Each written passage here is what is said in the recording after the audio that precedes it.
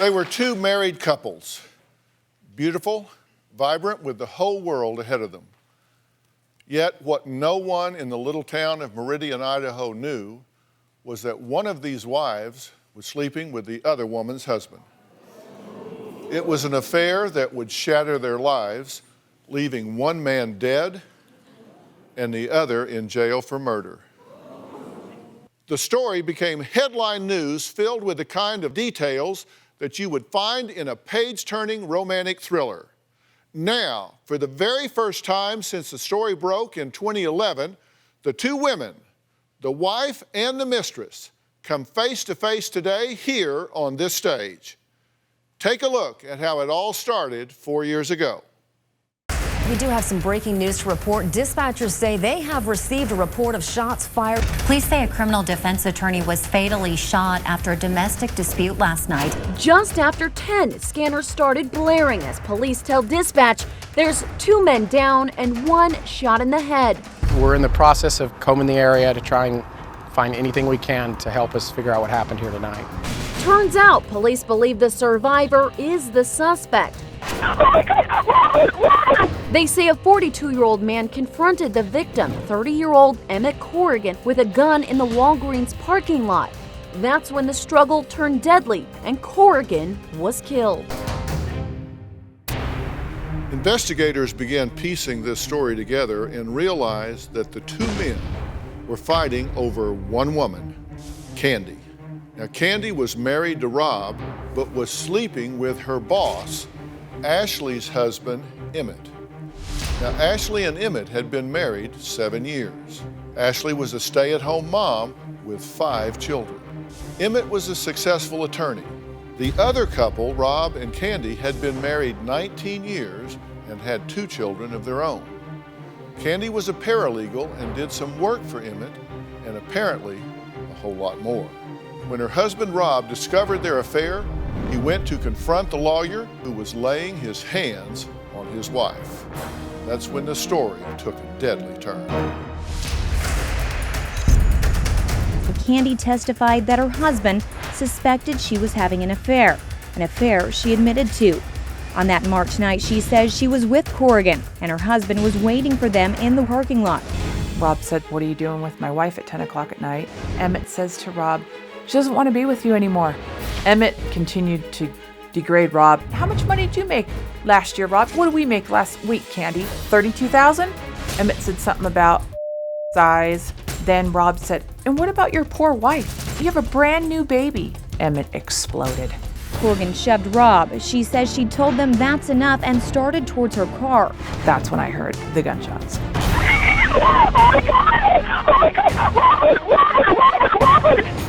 Investigators and attorneys worked more than a year and a half trying to piece together exactly what happened. Jurors have had 2 weeks to digest witness testimonies, including key witness Rob's wife, Kandi Hall. I literally watched him take his last breath. Premeditated murder or self-defense. While Hall's attorneys say there's not enough evidence, prosecutors say the case is simple. The defendant was not justified in his actions. He had the motive. He had the opportunity. He took it.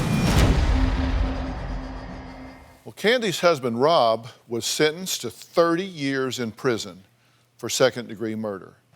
Kandi says that's not fair because it wasn't murder, it was self-defense. But Ashlee disagrees.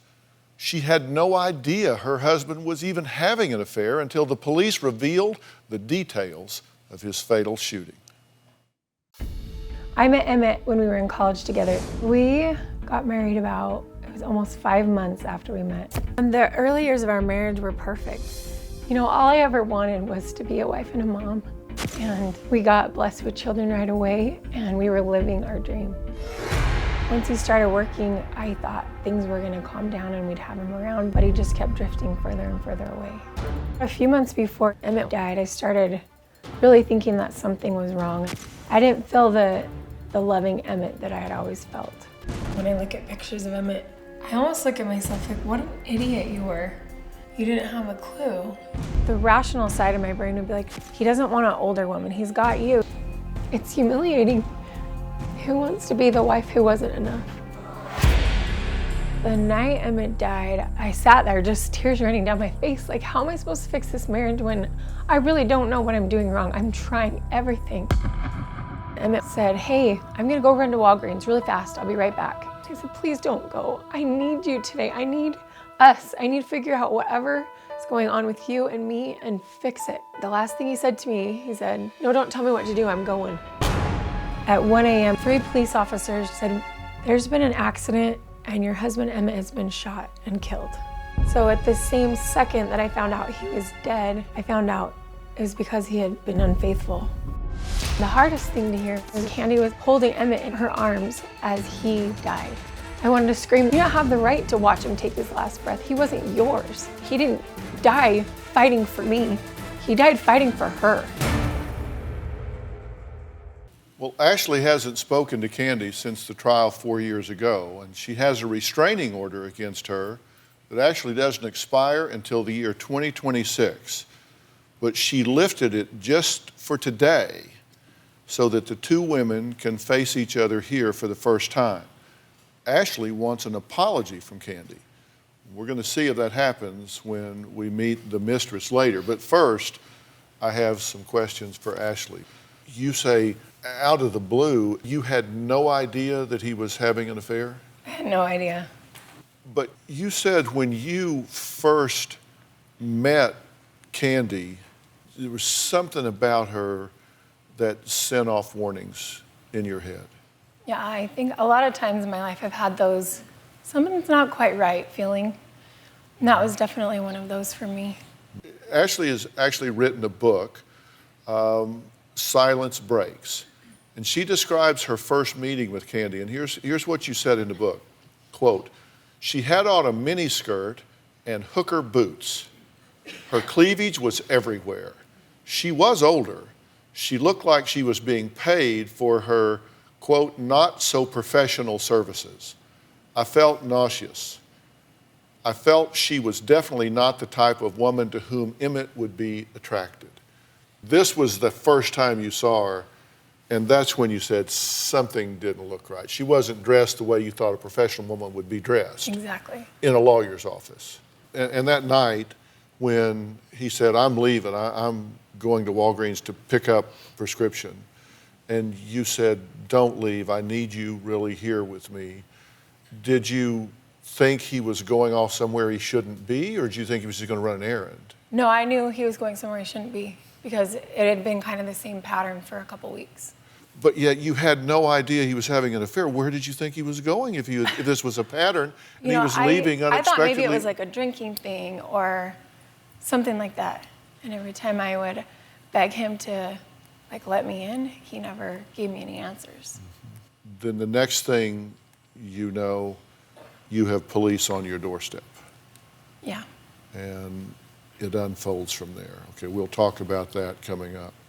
When we come back, the woman who held Ashlee's dying husband in her arms comes face to face with his widow for the first time when we come back.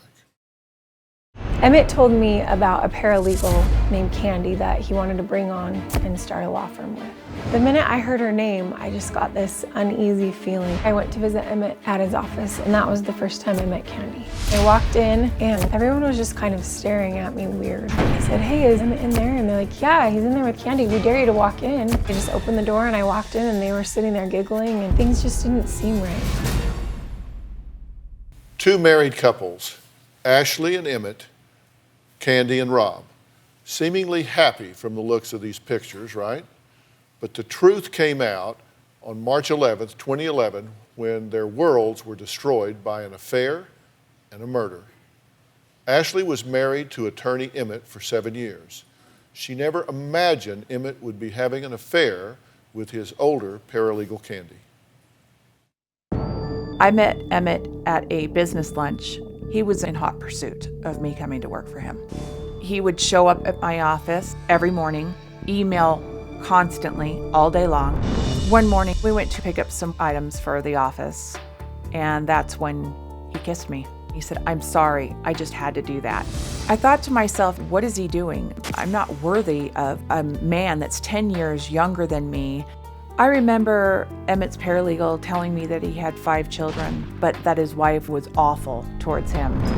I think deep down, Emmett knew what he was doing with me was wrong, but he didn't know how to change it. He liked all the attention and the control that he had while he was cheating. Ashlee has to understand that this behavior of Emmett's, it started way before me. He ruined the family years ago. I did not ruin that family, but I am the only one that she blames for everything. I think the most hurtful thing, it's how Ashlee portrays me as some cheap, slutty, no good for nothing, inconsiderate whore. I think if Emmett was here today, he would actually tell Ashlee that she's wrong about what she's doing. I strayed, that's what I did, but that does not define who I am. Well, Kandi has not spoken to Ashlee in 4 years, and as I said earlier, Ashlee had a long-standing restraining order against Kandi, but she lifted it just for today's show. So let's bring Kandi out.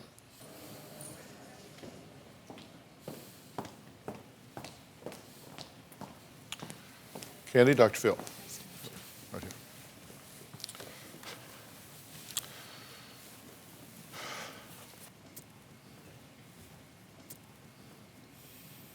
What do you want to hear? You want to hear me say sorry? I am absolutely sorry. I have been sorry since day one. Emmett didn't deserve to die. I'm not here to have you say you're sorry. I'm here to hopefully help you understand what it's been for me. You had this power over me because you hurt me so bad.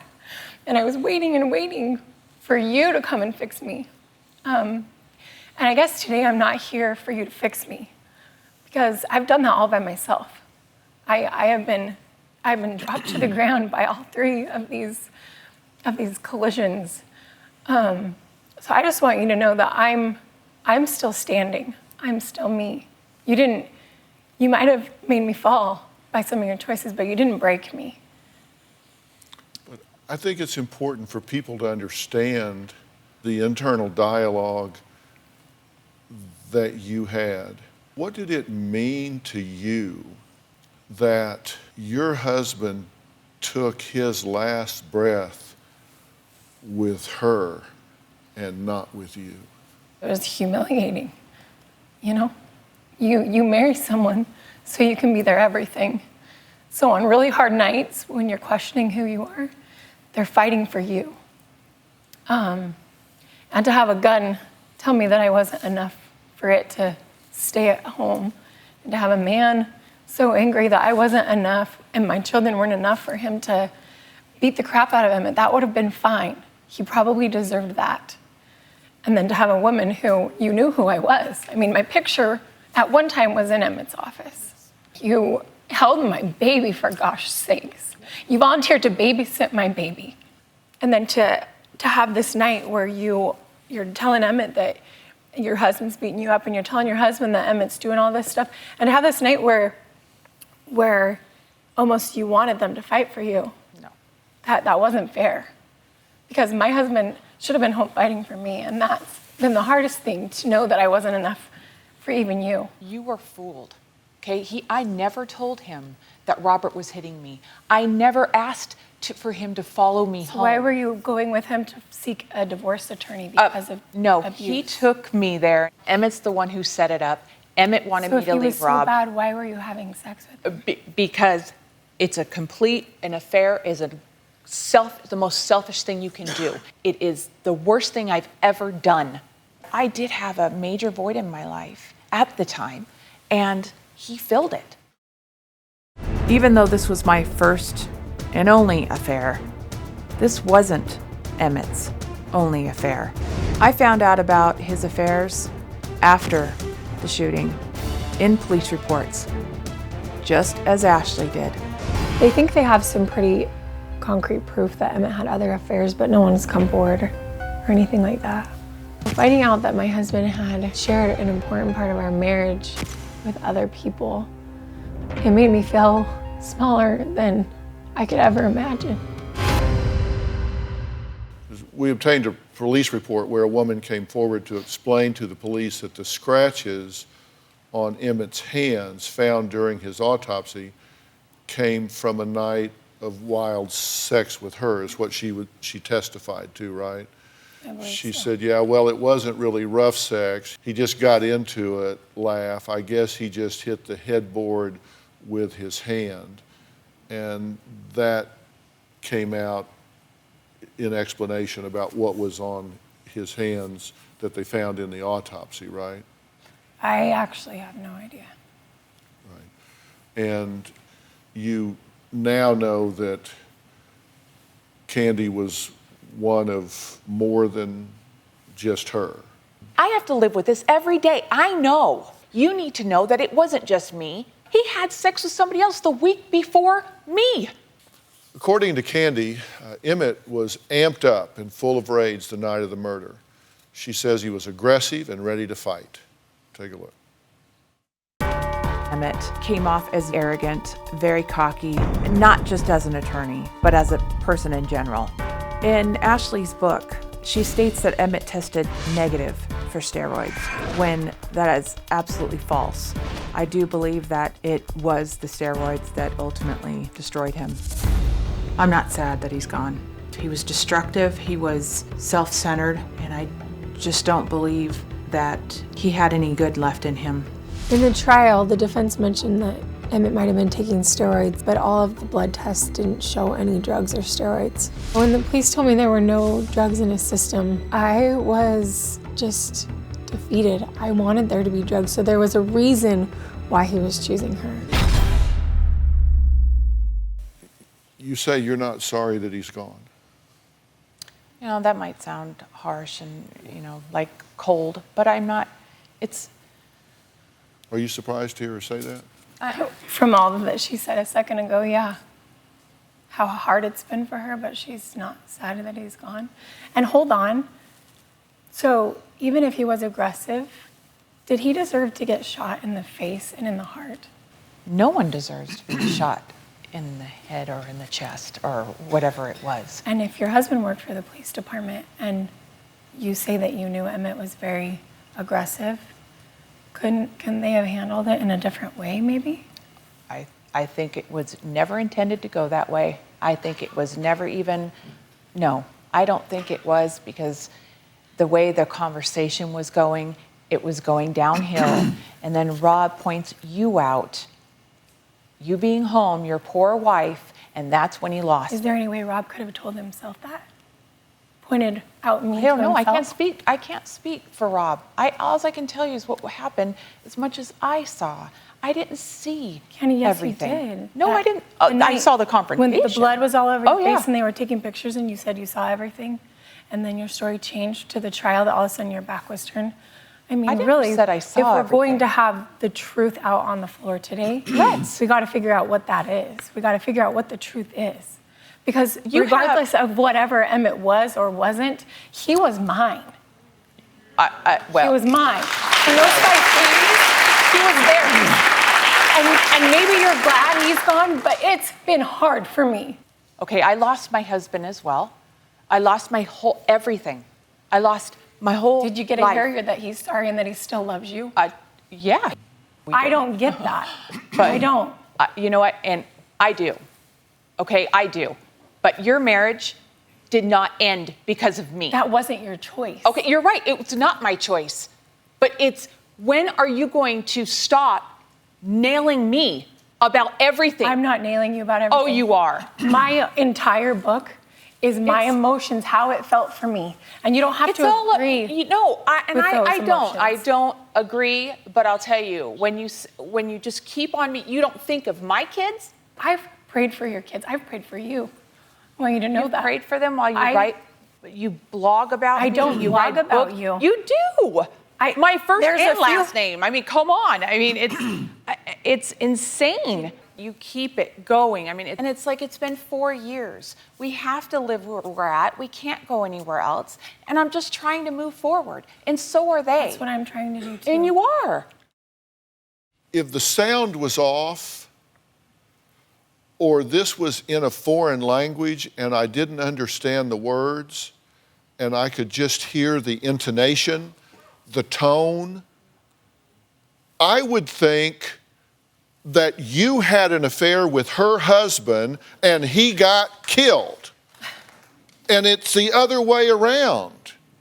You had an affair with her husband and he wound up getting murdered, but you seem highly offended by this whole thing, and I don't understand. I really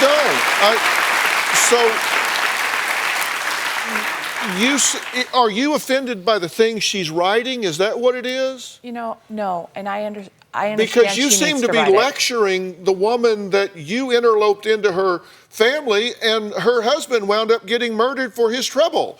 I'm not offended by her. I missed a step here somewhere. But she's hurt, and look, I understand, and I am so sorry about everything. I feel guilt every single waking day, and I don't know how to make it better. I don't know what else to say. Well, and I'm sorry pretty if I sure sound lecturing like that. her would not be the way to start. I'm trying not to lecture her. I'm just trying to. Because I hear you saying, "Let me tell you something. You need to stop. You need to."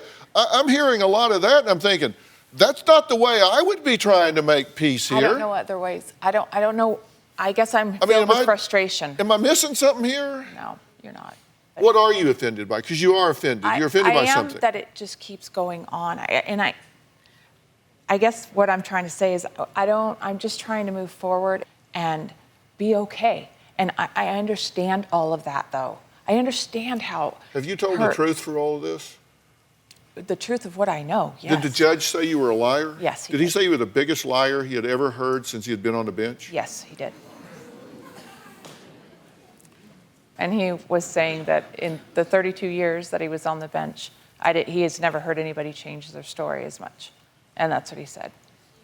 Did she change her story? From what I could tell.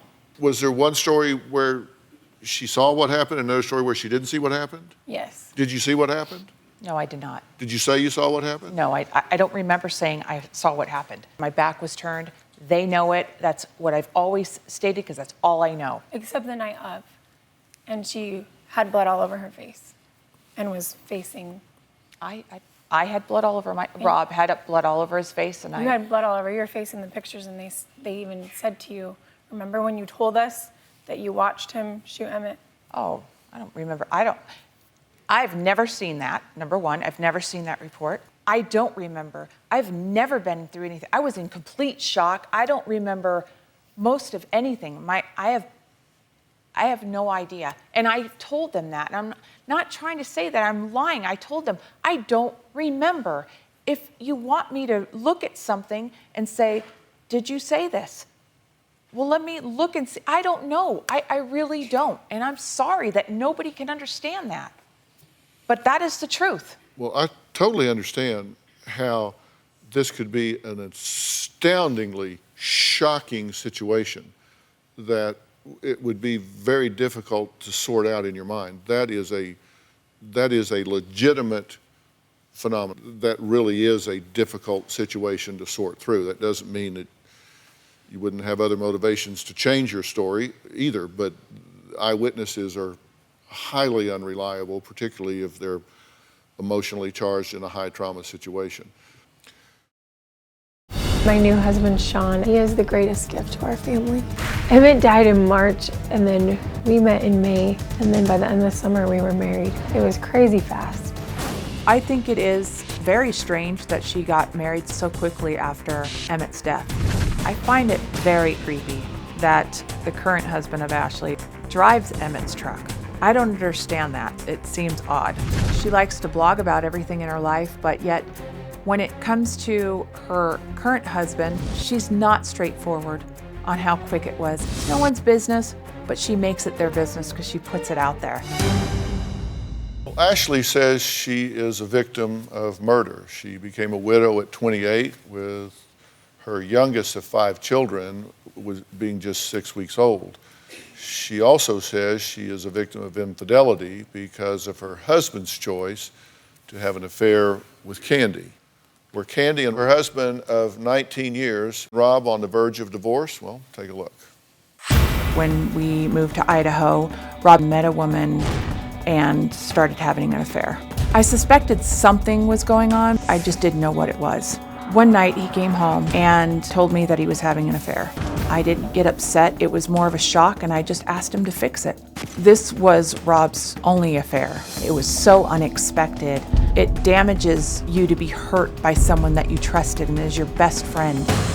Around the time of the shooting, my husband and I were going through a very tough time. My husband was about to move out. He had boxes packed and I knew it was all my fault. I completely turned my feelings off.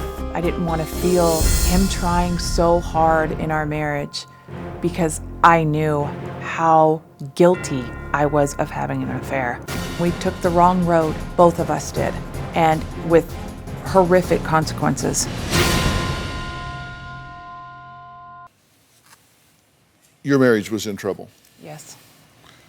And that was difficult. Your marriage was in trouble.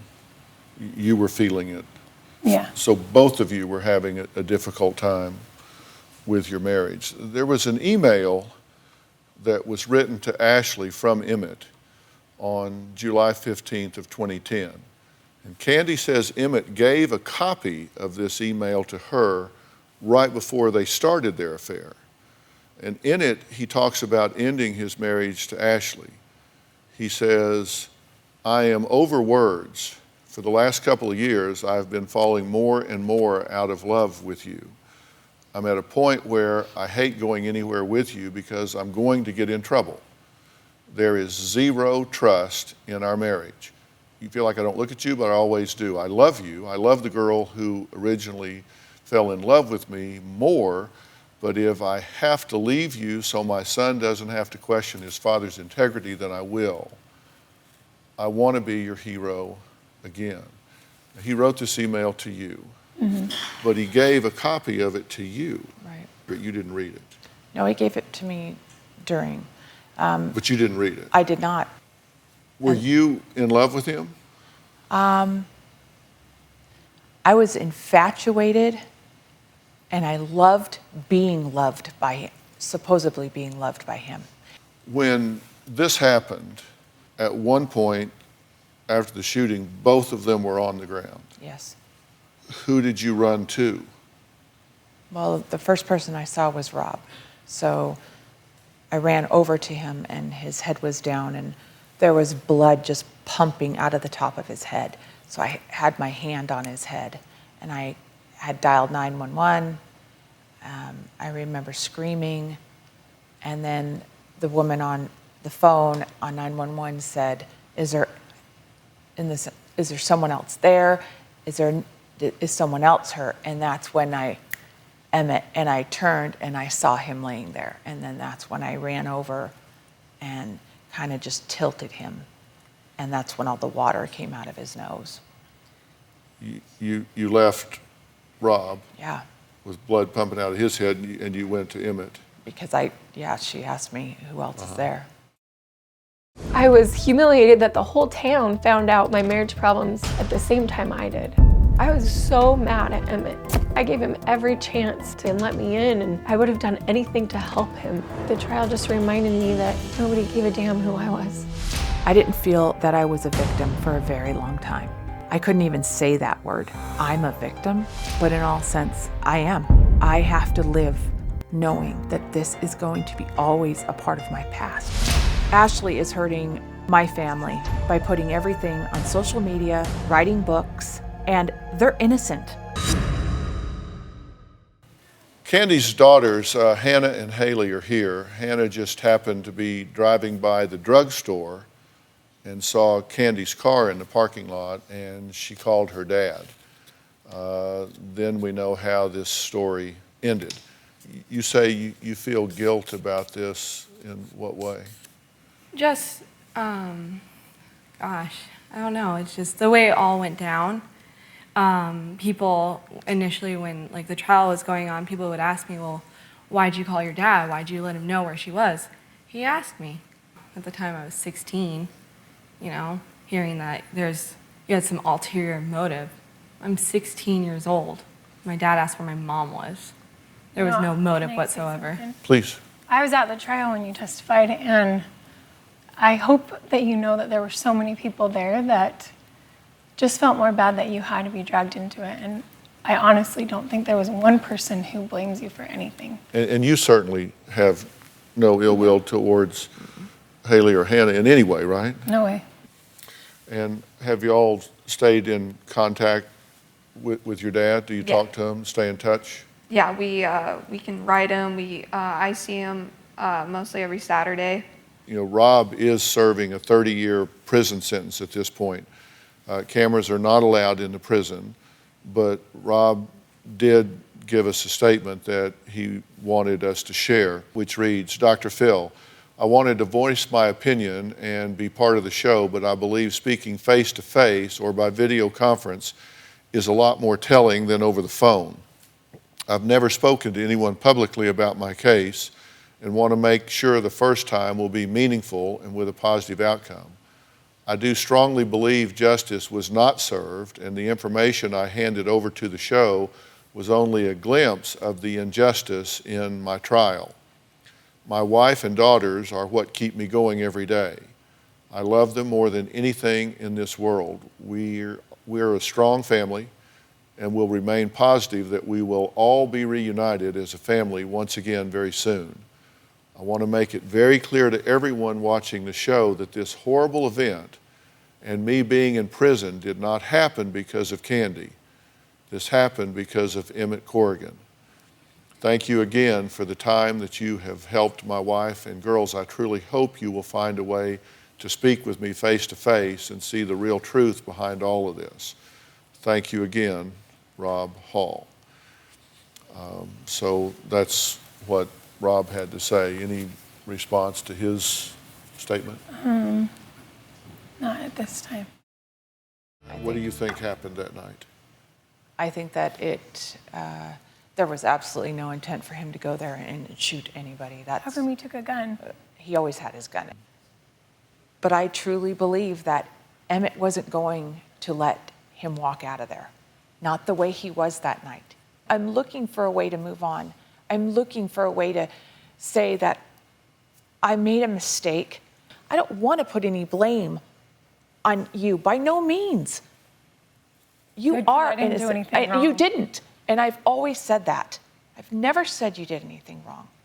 And well, Emmett actually, you have. Well, you I did. You said that she's making a career out of this, that she's part, writing about you, that she doesn't have the right to express her opinion, and that you wish she would just shut up, get over it, and move on. I wish she would stop writing about me. I wish she would have stopped sleeping with my husband. Yeah, well. You know. And